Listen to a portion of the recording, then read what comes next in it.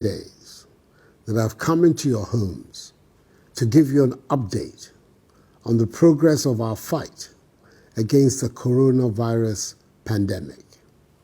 I'm going to be providing you regular updates.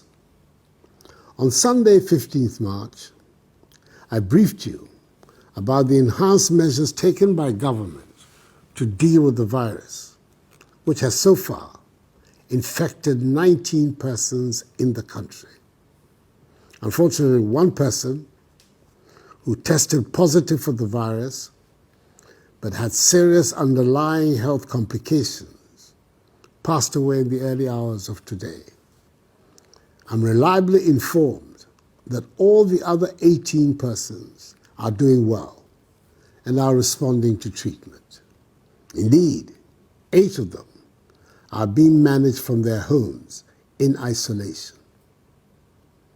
I am deeply humbled by the widespread nature of the support from you, the Ghanaian people, for the measures I have taken so far.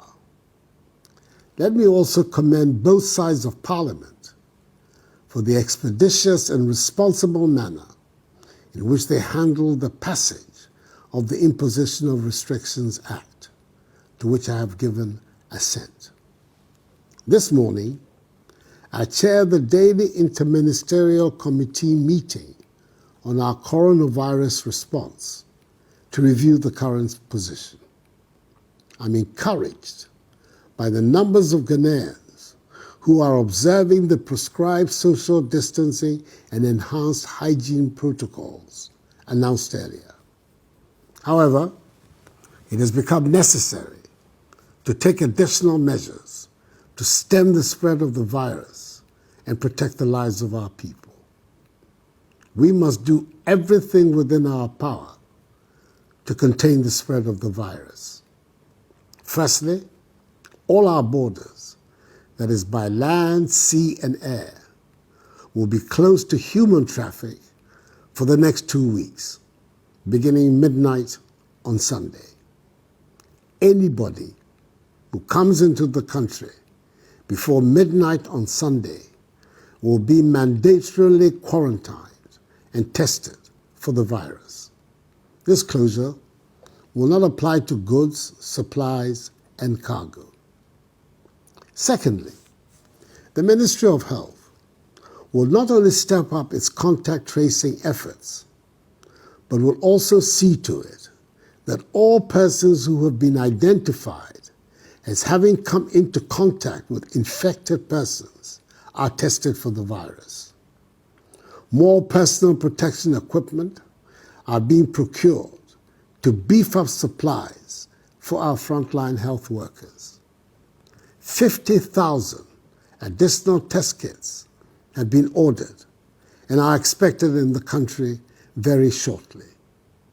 Thirdly, the Ministry of Health is mobilizing new and retired healthcare professionals to augment our preparedness in dealing with the possible surge in infections.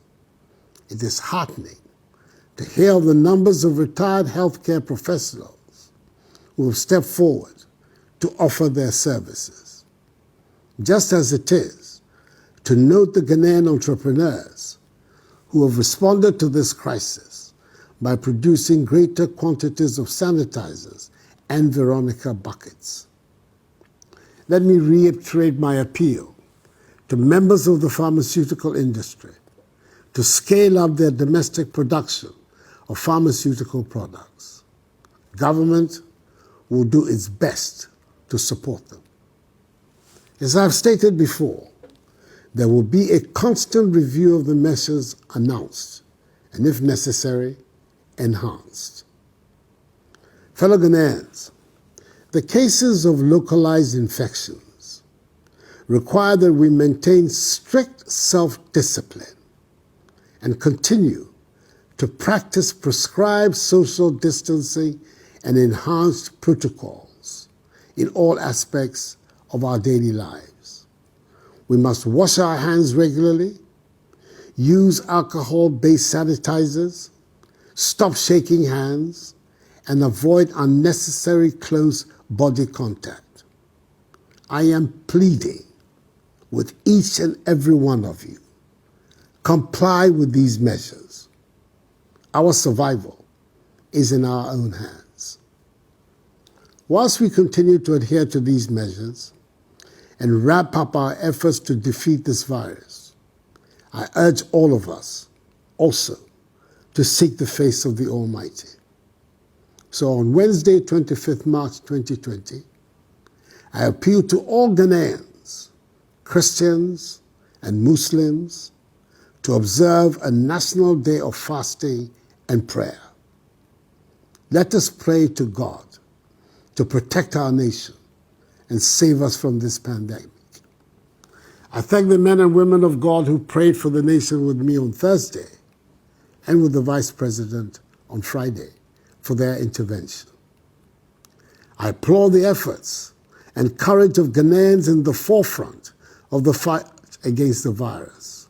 Health workers, immigration officials, customs officials, civil aviation officials, airport staff, port health officials, police and military personnel, and other essential service providers for this yeoman's work you're doing.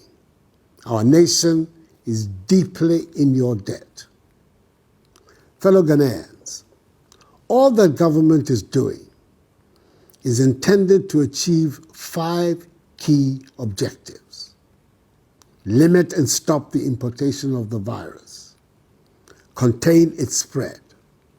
Provide adequate care for the sick.